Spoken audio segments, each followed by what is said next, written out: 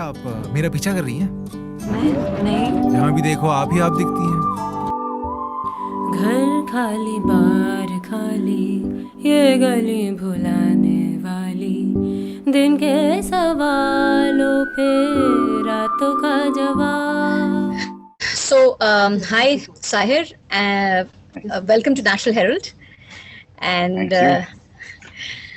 We are really happy to have you. I know that your new show, The Married Woman, has launched Yeah. yesterday on the International Women's Day. Let's just first understand why The Married Woman, because the Okay, background. so the show is based off a book that Manju Kapur ji wrote. And that book was called A Married Woman when she wrote it. I think the show is called The Married Woman because it traces the life of this lady, Astha, who's in what is a conventional marriage. आपके पति क्या करते हैं? I'm sorry, ये बहुत personal सवाल है. मेरे हस्बैंड टॉयलेट सीट बनाते हैं. बस सीट, बाकी का नहीं मजाक कर रहा हूँ. From a relatively conventional, unwoke standpoint, there's not much wrong with the marriage. She runs the house, she takes care of the children, the husband has a business, she's allowed to work. But the show kind of explores how there are so many other things that are important to a person, to being whole, and how what we accept as conventionally okay or great circumstances within people's lives may not necessarily be all that. So it attempts to say, without saying the people around you need to be evil for you to want more. It says to want more or want more individual freedom within the given structures is all right. शादियों की life span का माप भी इससे लिया जा सकता है. पहले 2 साल जाते हैं रोमांस में, फिर 5 साल बच्चों को बड़ा करने में, और फिर 50 साल निकल जाते हैं रोल प्ले में. I also figure that there is something about same-sex relationships in this show. Did I get that right? Or Yes, there is. So one, we're not saying that happy marriages can be, we're not saying that happy marriages are a bad thing. We're saying there are happy marriages that exist, and then there are marriages that exist that everyone looking at from the outside assumes are happy. But on the inside, there is enough complexity for them to not be the greatest partnerships that people search for.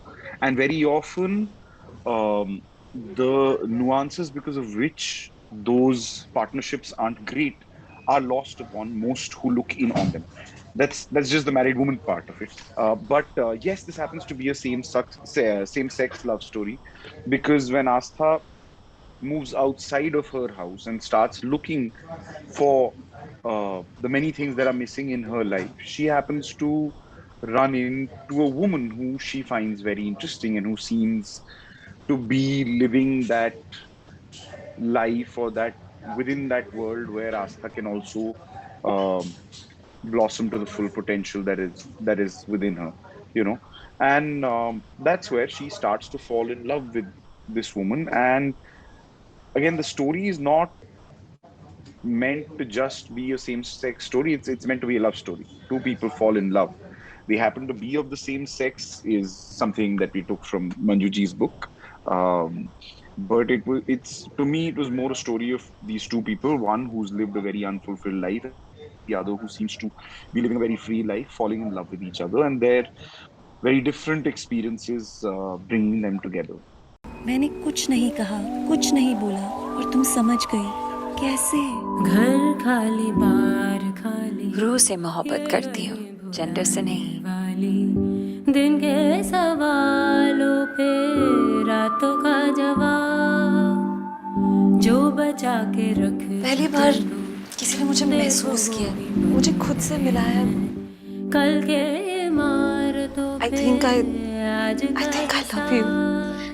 you said this story or maybe I haven't read Manju Kapur's book, but maybe the book is also set around 1992. Now that was also a It very is. political time. Yeah. 377 was still there, and Yes. there was a. So tell me, just contextualize the story with the time for us. So the story, even in the book, actually happens in 1992, with the country in turmoil in many ways, and that turmoil we kind of use as the two parallels, what's happening outside and what's happening inside our characters, to kind of try and tell the story within those times. A love story, particularly one of this sort, can be told in practically any time. They have been told in any time. But we felt that how Manjuji had kind of contextualized it as a coming of age, both for India and for this character, we really loved and wanted to retain. And therefore, within the story, we've used the context that she also used of India going through a churn.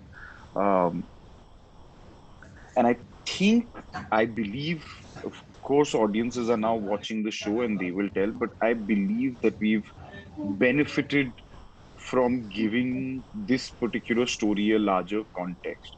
As far as 377 is concerned, it was still enforced then, and it's in theory gone now, but at the same time, we find the central government opposing same-sex marriages in court as recently as I think a week back.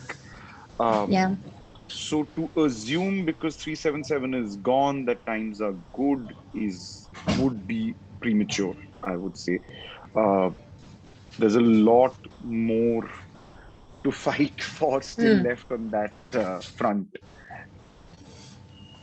So, And I mean, I hope people do like our show and it helps normalize same-sex relationships for the general public, which is where I think we need to change opinion for the government to stop following up with the kind of things that it's following up, removing 377 with. I also wanted to know that I understand that you have a feminist mother, very well known feminist mother. I don't know whether you like mentioning that right away, but how has she influenced your story, if I may ask?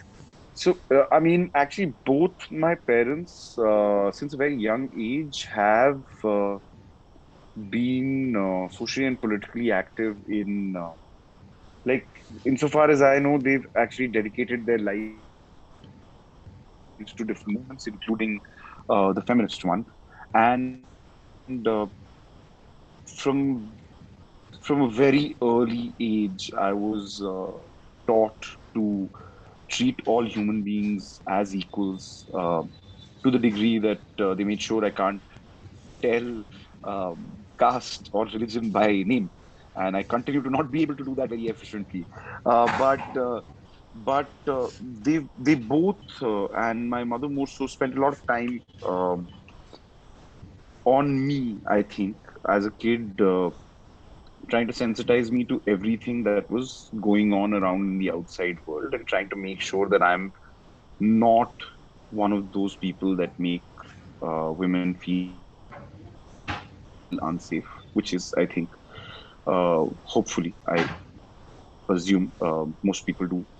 And I do think they were successful at training me to see injustice in a very different way from most people, and attempting to constantly check it. Having said that, male privilege does not disappear. it's it exists in the world around us, and we try to counter it constantly. But yeah, they've both spent a lot of time shaping me into the human being that I am, and I hope the people around me see their effort. I was, in fact, going to mention your father also because I remember this one poem where there's a beautiful song and this lilting melody, which is not generally heard on OTT platforms, and I was very surprised. घर खाली बार खाली ये गली भुलाने वाली दिन के सवालों पे रातों का जवाब. So, Bematlab Yeah. is a song by Amrita Bagchi. Um, this is a song that I've actually been listening to for the last 2.5 to 3 years. It's I kind of hunt across YouTube for music all the time. and I'm always listening to slightly more unknown artists. So I was hunting, and at some point I found this song, and I really liked it. In fact, I really liked the video that she put out for the song as well. It's this beautiful little surreal thing with cubes of sugar being passed around from character to character, and that entering people's hearts and whatnot. Anyway, so that song I really enjoyed, and I started listening to it a lot, and I started sharing it a lot with my friends, and then through one person it reached the other, and eventually passed on to the platform. And the powers that be at the platform as well fell in love with the song. So we got in touch with Amrita, and that was that. We took the song from her, and now it's launched with the show as like the centerpiece of the show. We've used it quite a few times in the show for emotional moments. We used it for the title montage. It kind of became the sound of the show. We all kind of fell in love with it so much. Yeah, it's beautifully raw in some ways, Yeah, and it is. extremely polished in another ways. So Yes, yeah, it is. I was quite mesmerized with the song. I was also quite surprised that something like this was there on an OTT platform, on a OTT show. Yeah. The other thing that I noticed was that, while there are a lot of shows that try to be scandalous, to be conspicuous. Your show actually talks about intimacy in a very nice, gentle way, where talking is बातचीत करते हैं, बात करते हैं, comes up. So, how did you bring in that sensibility? कुछ नया करें, क्या? बातें, playing husband and wife. One part of it is that, I mean, there are certain things that you know technically and you execute, and there are certain things that you just do the way you do them because that's how your lived experiences have kind of made you look at them. Uh, but with this particular show, we were very, very conscious of the fact that we were not making an overly sexualized, scandalous show, because we were trying very actively to tell a same-sex love story sensitively, and we wanted it to be viewed more as a love story of two people and less as, two women having sex on the internet. Um, we constantly spent time with all of our actors trying to figure out. And fortunately, I had these extremely intelligent actors in all four of them. Monica, Asta played by Riddhi, Hemant played by Suhas, who's Asta's husband, and Imad playing Ejaz. Fortunately, um, I kind of decided to have the conversation about all of these scenes straight up with them in the first time we met, just to get it out of the way. And all of them saw um, how I kind of saw all of these scenes come together. Um, I made breakdowns, etc. All the things that you do to make actors feel comfortable around these things. We emptied out the sets. We did all of those basic things. But I think intellectually, everyone kind of bought into the idea really early on. And then that conversation that started because of scenes of different forms of love making. Let's just qualify everything under that for a moment. Um, because of those conversations, I think it kind of flowed into everything else as well. When they meet each other, hug each other, hold each other's hands, thing and everything, it kind of flowed into, because we'd already figured that for the two times or three times, whatever, people are kissing each other, you know. So I think I found a new method in this. Just straight up talk to everyone like they're adults, and maybe they will respond to that. Yeah, there was another dialogue which I saw in the promo, and I was quite, um, I think that only women say those things. It was interesting that a woman was being also uh, told about it. Thankfully, it was. I mean, it wasn't very surprising because it was a same sex, so I guess that kind of sensitivity is okay. But this dialogue that perfume लगाने की जरूरत नहीं थी, this is a very woman. Men never say those things. Are you writers women? Where did it come from? किसकी? Perfume की So, both Surbhi Saral and Jaya Mishra. Jaya Mishra did the dialogues for us primarily. Of course, both worked on the screenplays together as well, but Surbhi did the screenplays primarily. Both exceptionally woke women, which is, I assume, easier for women to be, but they are extremely woke women, both of them. Um, and they've brought a lot of this sensitivity to a lot of parts of the show. Um, and in that particular moment, actually, what's happening is that Peoplika's assuming the role within that relationship's initial interactions of first what a woke man would have been, and then kind of transitioning to being more feminine, so to say. Because we looked at that relationship between Peoplika and Astha also, as Peoplika kind of guiding Astha towards what Astha genuinely wants to find. Not necessarily guiding her towards herself, just helping Astha discover what she wants. So we've kind of tried to keep Peoplika's character that way, where she is sometimes playing the slightly more masculine role, and then within that, she inserts these extremely feminine things, which men would never say, as you said. So, So so yeah, is this we've a tried.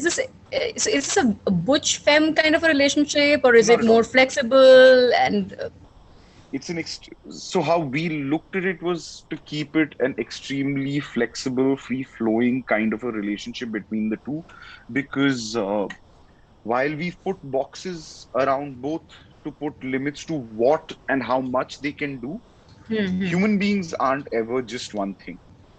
true? So they go through various stages in the various stages of their relationships, Hmm. oscillating from one type of human being to another.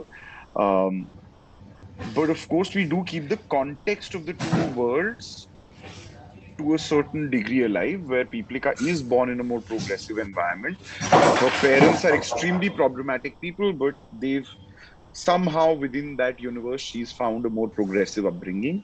And for Astha, there has been a far more conservative upbringing. And those constructs we've tried to keep alive, but the characters are more fluid than just one thing. So my last question: being a man and a creative person, would you have on your own picked up a book or a show or a movie where the primary topic is talking about sexual autonomy of women? Would you have? I know that it's not saying there are multiple things in the book and in the show, but would you have on your own picked up something like that? So the answer for me, and personally just for me, is absolutely. I would have. I want to tell stories constantly that have meaning, uh, to me, in the socio-political world as well, where I have been brought up. My parents spent a lot of time taking me to protests and fighting various causes. So I would absolutely pick stories like this again and again and again. Um, but I do not know if Alt hadn't brought this specific project to my like to my table, whether I would have been able to do it or not. Uh, and I do genuinely, when you get time, please do watch the show. I do genuinely hope I've done justice to it, because I asked the question many times as well, why a man directing such a show? But I'm so glad that I get to be the man directing that show. Um, because I love it. It's a beautifully put together story, and I've tried to bring it to life as best as I could. Thank you very much, and all the best, Sahir. I must tell my audience Thank that your you. name has been apparently kept on Sahir Ludhianvi. That's Yes, what it has. your father It told us has. yesterday, interestingly, because we interviewed him yesterday. Oh, nice. So thank you very much, and all the Thank best you. with the married woman. Thank you. Thanks a lot. Thank you.